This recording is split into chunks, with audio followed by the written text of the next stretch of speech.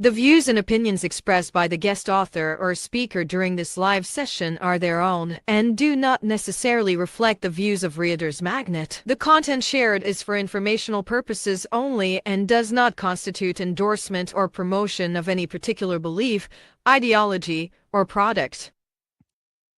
Hello, authors, book lovers, and storytellers. Welcome to another awesome day here at RM Hive, and you're tuning in to Reader's Magnet featured author interview. I'm your host, Revan, and our featured author today proves that life's greatest adventures often begin with an unexpected turn. After a successful career in the technology industry, he pursued his lifelong passion for storytelling, creating imaginative science fiction filled with action, mystery, and unforgettable adventures. His award recognized work has captivated readers with its creativity, humor, and thrilling vision for the future. Let's all welcome the author of The Tesserine Imperative, Mark Terence Chapman. Hello, Mark. Thank you for joining us here today. How are you? How are you doing this I'm afternoon? I'm good. I'm very busy now with the meetings, and right now I'm so excited about this book because I love the title. By the way, Tesserine Imperative. So, can you tell us what is the Tesserine Imperative? Imperative, the Tesserine Imperative, or TMI about? It's set in the near distant future, I guess you could say, end of the next Mhm. century, and Earth is overpopulated to the point where we're running out of all sorts of minerals, iron, aluminum, whatever, and we have to go outward looking for it. So we mine the moon, we mine the asteroid belt, we try to mine Mars, but it's difficult because it's a big planet. It's hard to find stuff. So the easiest way is to go out into distant asteroid belts because they're Mhm. broken up planets. It's easier to get to the minerals that are below the surface, but near the surface of the pieces of the asteroid. And so Mhm. the way the story goes, it's a crew of 5, so it's kind of a buddy story, and Mhm. they're mining, or at least they're prospecting distant asteroid belts, and a disaster befalls them. Their ship is practically destroyed. They're running out of air. Their engine's dead. They have no radio to call for help. They have to find some way to survive. And if they do survive, well, then there's all sorts of adventures coming up. And I'll give you a hint: they do survive. Mhm. It would be a short book if they didn't. Mhm. You know what? What I love about what I love about what you just said is that I know it's science fiction, but it also kind of reflects of what's happening what's happening right now as well. So I'm so excited to read more about it. It's like looking at the future. So that's what the beauty of science fiction, because writers of these stories can actually get to play with everything and like create a universe where people can actually believe that, oh, this could be real, and that's that's what I love about science fiction as well. So right now, Mark, are you planning to make a sequel of this book? Yes, I have one started, but it's not very far along yet. On the other Mhm. hand, I do have a prequel. This is an Prequel. old cover, but the Mars Imperative was set about Hmm. 25 years earlier than the Tesserine Imperative and takes place on Mars. But it's the same concept: people mining for minerals, trying to help Earth and survive. Love Lots of that. danger on Mars. Yes, I love that. The Mars Imperative, and then we have the Terence Imperative, um, the Tesserine Imperative. So people are actually going to have two books if they want to know more about. Are do these books are these books connected somehow, or can Yeah, they stand alone on their they're own? set. Yeah, they're standalone books set in the same universe. So different Mhm. cast of characters in the two books, and I have a little handoff at the end of the Mars Mhm. Imperative where the main character meets the main character of the Tesserine Nice. Imperative, but they're just kind Mhm. of passing in an elevator.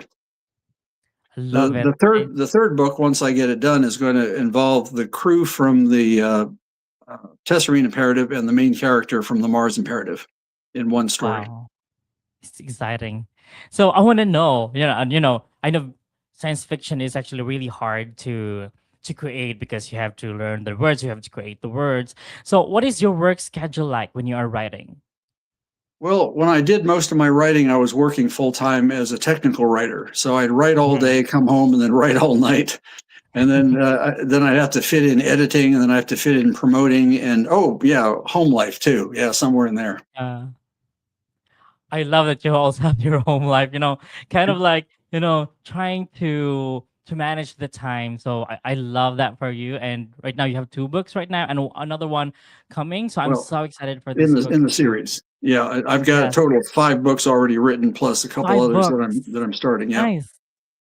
I love that for yeah. you. The Sunrise So Destiny was my third book. My Other Cars, a Starship, Spaceship was my fourth book, and Aliens versus Zombies is my fifth book. love that. So what was I mean, creating all of these stories, what was the most surprising things you've learned while writing these books? Um, I guess there are two things. One is it's a lot harder to write a novel than it is a short story, Mm-hmm. just because you have all the. Well, I think there's a follow-on question that I'll go into more on that. But Mm-hmm. the other is that I actually enjoy editing. Anybody who's done any serious writing is probably in the same boat as a lot of woodworkers. They love the Mm-hmm. concept of the project. They love the work of shaping it and forming it the way they want to. They love the way it turns out. But then you've got this Mm-hmm. tedious stuff in the middle: sanding, sanding, sanding, sanding, or editing, Mm-hmm. editing, editing. True. And it can be really boring. But I find that at least in my case, I add a lot of content while I'm editing because I think of things that I didn't think of the first pass. I go, Mm-hmm. oh yeah, I need to expand on that. I need to add more dialogue. I need to add more tension to this scene. Yeah. Maybe even add a few extra scenes, a few extra chapters in the middle of the story when I think of it. Mm-hmm. Do you keep an outline of these characters to just keep up with them, especially if these books are a series? Not so much an outline of the characters. I mean, I Mm-hmm. do keep in mind their appearances and a few Mm-hmm. details like where they're from and how old they are and things like that. Mm-hmm. But I'm not one of those authors that writes everything out in tremendous detail before they start writing it. Mm-hmm. It's very organic. As a matter of Yeah. fact, with all of my books, I started out going, well, what am I going to write about? I don't know. Let me just start writing and see what happens. Yeah. I love that as well. You have as an author, you have your own adventure in writing it. So it's like you have to go with the flow and then get to discover things when you're editing it. I love that strategy as well when writing my books as well. So Yeah. what part of the Tesserine Imperative did you have the most challenging time writing? Yeah, this is what I was referring to a moment ago. Uh, when I first started, I had no clue how to write a book. I had written short Mm-hmm. stories, and short stories are easy. You start the Mm-hmm. story, you end the story. You don't have to worry about character development. You don't have to worry about True. pacing of the story because it's so short. There's basically Mm-hmm. probably going to be one crisis and then it's over. With a Mm-hmm. novel, you've got lots of character development, lots of characters. Uh, the technical aspects, at least in my books, require a lot of research. Mm-hmm. Most of the technology in my books are either real or expected for the near future. Space Mm-hmm. elevators, for example, that's a really cool thing, and that was actually Yeah. the impetus for the Tesserine Imperative. I thought, oh, wouldn't it be cool to write about space elevators? Yeah. Uh, I'd and love to get to know more about these space elevators as well. Yeah, I mean, people think of it as this big steel tube, like a real Mm-hmm. elevator down here, but it's actually a tether attached to a space station, and the tether holds the Mm-hmm. space station down. It doesn't hold it up because it's orbiting. Love that. Love how you got this. Um, these ideas as well. Because for me, because I cannot write a science fiction. I'm a horror type of person. So this for me it's actually really difficult, so I commend authors like you who can actually have these types of imagination, very strong imagination, and make actually make them you cement them or make them concrete in the paper, and it just works. And let's It's a lot of fun when it all comes together. yeah, I love that. And let's talk about your latest book, on the Tesserine Imperative. What was the initial spark or idea that led to its creation? Or the Tesserine Imperative or my latest book, they're not the same Your thing. latest book. Your latest No. book, yeah. Okay, that would be Aliens versus Zombies. And it was actually kind of a funny story. My biggest seller was My Other Car is a Spaceship. I mean, it sold more than all the other books put together. Mhm. So I thought, the only thing I could think of that set it apart that much that it was an immediate hit was the title. It was a kind of a whimsical, funny title, and people probably went, gee, I wonder what that's about. So I thought, what I need is another catchy title for my next book. I have no idea what the book's going to be about. I don't have any characters. I just want to come up with a title. My wife and I were talking, and I just joked, how about something ridiculous like Aliens versus Zombies? And we laughed because we thought that was a stupid idea for a book. But a couple of days later, I was thinking about it going, why not Aliens versus Zombies? I could do that somehow. And I did. So the concept is during the zombie apocalypse, aliens invade. So now you've got everybody fighting everybody trying to stay alive. And somehow humanity has to survive. And it's not easy, obviously. Yeah, because they have aliens and zombies as well. I love that. I can see that as a movie as well. Aliens versus zombies. I can too. You know any producers?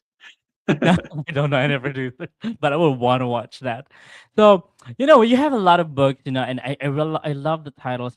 The Mars Imperative. You have the Tesserine Imperative, and then you have Aliens versus Zombies. So how do you come up with the book title? That's the funny thing, except for the two imperative books where I had no clue what title to do until the day the publisher said, I need those titles today. And then I came up with those. But the other three, the books actually came from the titles. Sunrise Destiny, I passed by the Sunrise Biscuit Company one morning. It's a restaurant. And I thought Sunrise could be an interesting name for a character. And then I came up with Donatello Sunrise, named for the Renaissance painter, not the Ninja Turtles. And I figured with that name, you ought to be a private detective. But I don't write private detective books. I write science fiction. So you had to be a futuristic private detective. And the whole story went from there about how this private detective is on the prowl looking for some kidnapped women. And he gets kidnapped by aliens and then ends up having to save the aliens and the human race all at the same time. My other car is a spaceship. Well, that one was easy. There was a bumper sticker going around that said, my other car is the USS Enterprise. So I kind of ripped that off.